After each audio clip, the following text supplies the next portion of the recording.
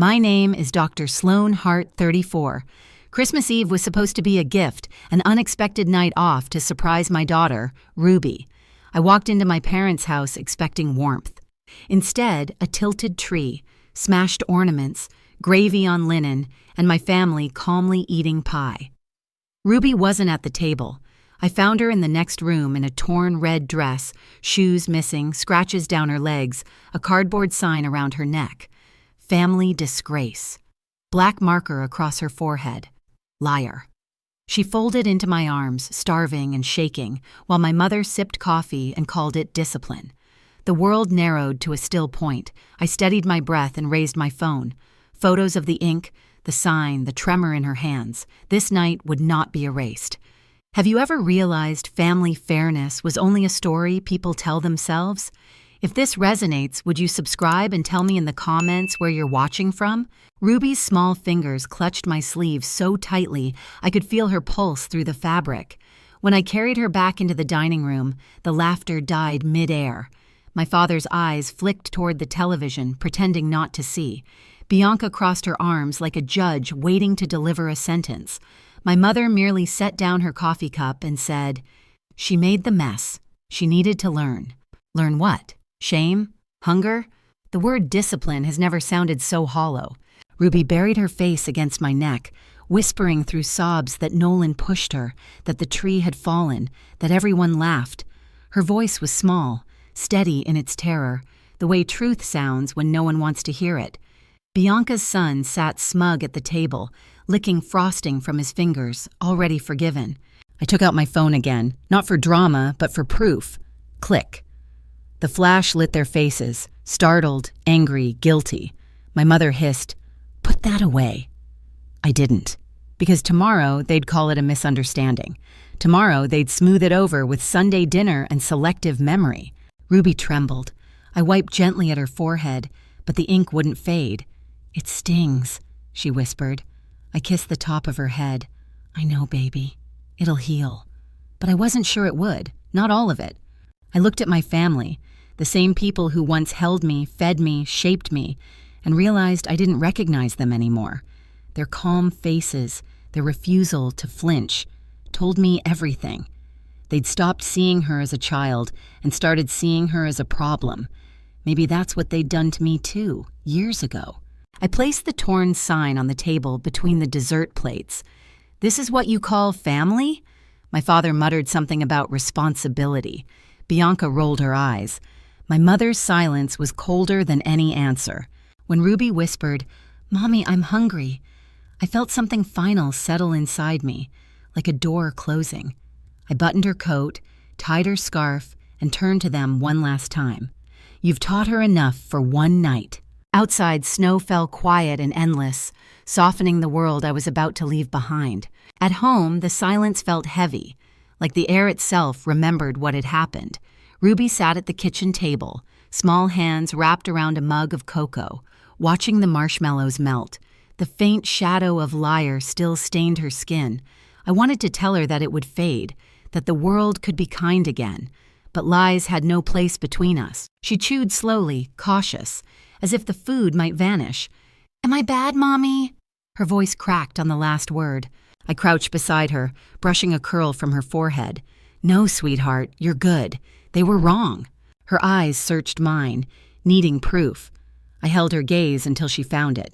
When she was asleep later that night, I sat at the table, the glow from the stove casting long shadows across the floor. My hands trembled, not from fear, but from fury too quiet to scream. I thought about the years behind me, the ones where I had been the dependable one, the daughter who showed up, who paid, who smoothed over chaos with logic and checks. I had mistaken compliance for peace. I remembered childhood birthdays that passed with grocery store cakes, while Bianca's had balloons that touched the ceiling. Logan got trophies, I got chores, and when I finally earned my degree, my mother's only comment had been, "At least you can help your brother with his bills now." Love, in my family, had always been transactional. That night, staring at my sleeping daughter, I saw the pattern for what it was, a generational chain of quiet cruelty, disguised as discipline, disguised as love. It had looped from my parents to me, and from me to Ruby, until I stopped it. The next morning, I drove to the hospital, my hospital. My colleagues documented every bruise, every mark. The report was meticulous, signed, dated, sealed. Not vengeance. Evidence. I didn't want revenge. I wanted truth to have a spine. When I came home, I opened the drawer where the Christmas gifts waited. Disneyland tickets for Bianca and Logan's families, a spa weekend for my parents. I tore each one into thin, glittering strips until the floor looked like confetti from a celebration that would never come. The sound was crisp, cleansing. Then I turned to my laptop. One by one, I closed the valves that fed them. Bank transfers, automatic payments, camp fees, car repairs. Each click was an incision. Clean, deliberate, final. For years, I had kept their lives afloat. Tonight, I let the tide pull back. In the next room, Ruby was humming softly to herself, off-key and precious. Her song steadied me, because this wasn't about punishment. It was about protection, about drawing the kind of boundary that saves what's left of you. I looked at the shredded envelopes, the bank confirmations, the evidence files lined neatly on my desk. For the first time in years, I felt peace, cold, clear, deserved. Maybe you've had to do that too. Cut ties not out of anger, but out of love for the person who still believes in you. Would you have done the same? Tell me in the comments. I'd like to know how far you'd go to protect peace. The phone started ringing before noon the next day, an orchestra of outrage I'd already predicted. Bianca first, shrill enough to make the walls vibrate. "What the hell is this, Sloan? What did you send us? Do you think it's funny?" I took a slow sip of coffee. "Those were your Disneyland tickets." "You tore them up?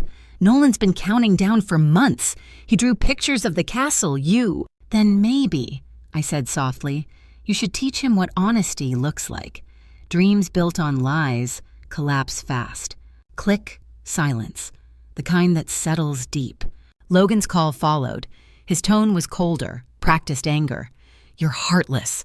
Piper's crying. My wife's a wreck. You ripped up her gift." I leaned against the counter, calm. "Now you know how it feels when a child cries because of you." His breath hitched, then the line went dead. I stared at the phone, waiting for the next aftershock. It came within minutes. "Where's the money, Sloan?" My mother's voice, flat, rehearsed. "It was due today. It's not coming." "What do you mean it's not coming? You owe us. We raised you." I laughed quietly. "No, you raised an ATM. The ATM's closed." She gasped, indignant, but I hung up. In the silence that followed, Ruby colored at the table, softly humming again. Her hand trembled a little when she reached for a crayon, and something inside me steadied. I walked to my desk, opened a new folder, and titled it Heart File. Inside, I placed everything: photographs, medical records, the audio recording of Ruby's voice naming each person who had hurt her. They thought I was impulsive. They had no idea I was methodical. When you're the middle child, you learn the world won't believe your word, only your evidence. So I documented everything. Every bruise, every word, every silence. Bianca called again, screaming about Nolan's canceled camp. "You ruined his summer!" "I reminded you what responsibility looks like," I said evenly. "You're his mother, Bianca. Start acting like it." "You're vile!" she shouted, her voice breaking. "Then at least I'm consistently vile." I ended the call before she could reply. I sat in the quiet again, the low hum of the fridge filling the space they used to occupy in my mind.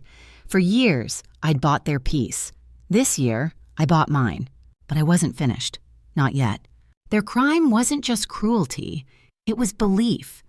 They believed they could twist reality, that their version of events would always stand. So I decided to give them a truth they couldn't rewrite. The next morning, I called Child Protective Services. My voice didn't shake as I said, "I have evidence of child abuse committed by multiple adults." The woman on the line listened as I described the photos, the medical documentation, the audio. When I finished, she said quietly, "Bring everything in. We'll open an investigation." I hung up and exhaled for what felt like the first time in years. Outside, the snow had melted into pale gray slush. The world looked stripped bare, ugly, honest, real. They had branded my daughter with lies. I was about to brand them with truth. The waiting room at Child Protective Services smelled faintly of stale coffee and printer ink. The fluorescent lights buzzed overhead, their hum steady, almost comforting in its indifference. Across from me, a woman rocked a toddler on her lap. Her eyes looked the way mine had felt for years, tired from carrying too much, from being the one who always held everything together. When my name was called, I gathered the briefcase in my lap and walked into a small, windowless office. The woman behind the desk, Ms. Lawson, had the look of someone who'd heard too many stories like mine. She didn't flinch when I placed the folder down. "Not just a report," I said quietly. "Evidence." She opened it, flipping through the photographs first. The black marker across Ruby's forehead, the cardboard sign, the medical notes documenting every scrape and bruise. Then she pressed play on the audio file, Ruby's small, trembling voice naming them one by one. The silence afterward was absolute. "This is child abuse," she said simply. 2 words. They shouldn't have hit as hard as they did, but they did, because hearing them from someone outside the family made it real in a way I couldn't undo. "We'll be opening a file immediately," she continued. "Your daughter's safe with you, but your siblings' children will need welfare checks, likely mandatory parenting classes, maybe more." My hand stayed folded in my lap, calm, steady. "Do what you have to do." As I left the building, the cold air hit my face like a baptism. For the first time in my life, someone had said, "You're right," not as a courtesy, but as law. 2 days later, the knock came, not at my door, at theirs. I wasn't there, but I pictured it clearly. Bianca opening her pristine front door, lip gloss perfect, only to find 2 social workers on the porch. Nolan hovering behind her, curious and afraid. Their voices calm, clinical. "When did you last discipline your child? Can you explain why public humiliation isn't acceptable?" Across town, Logan answered his door with his usual charm, his pregnant wife pale and anxious behind him. The social workers stepped inside, observed, took notes.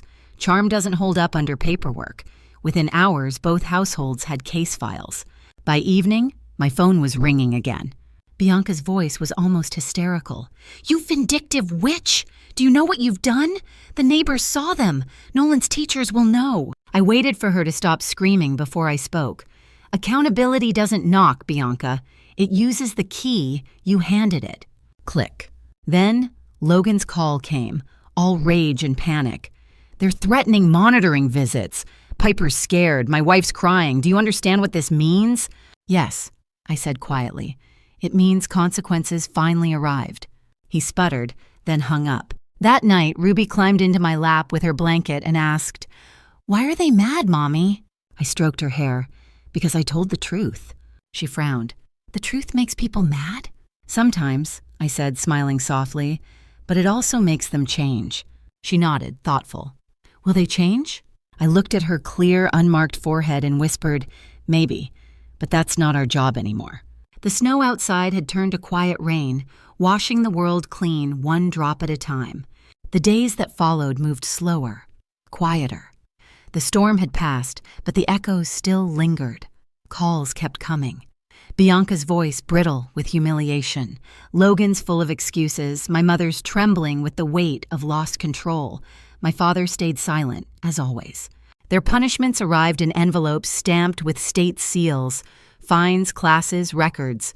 Permanent ink of a different kind. They had branded Ruby with liar. Now the world had branded them with truth. I didn't gloat.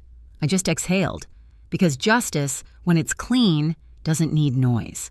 Ruby healed in small, steady ways. The mark on her forehead faded first, then the hesitation in her voice, then the fear in her eyes. She began to laugh again, wholeheartedly, loudly, the sound filling corners of the house that had been too quiet for too long. One evening, she drew a picture of a Christmas tree, straight and bright. 2 figures stood beneath it, smiling. "That's us," she said proudly. I swallowed the lump in my throat. "And the tree doesn't fall this time?" "No," she grinned, "because nobody pushed me." Later that night, I sat beside her bed, watching her breathe, her face peaceful, unmarked. I realized something simple and profound. I hadn't just saved her from them. I'd saved us from the story they kept trying to write for us. Maybe someday they'd finish their classes, write their apologies, mean their words. Maybe someday the door could open again, not for money, but for growth. Until then, it would stay closed. I kissed Ruby's forehead, whispered, "Ordinary is enough." The fridge hummed softly, steady as a heartbeat. Outside, the world was quiet again, not empty, just calm. Because peace isn't the absence of pain, it's the decision not to hand it down. Have you ever had to choose peace over approval? Leave a comment, like, or subscribe if you've stood at that same crossroads. Your story might help someone else find theirs.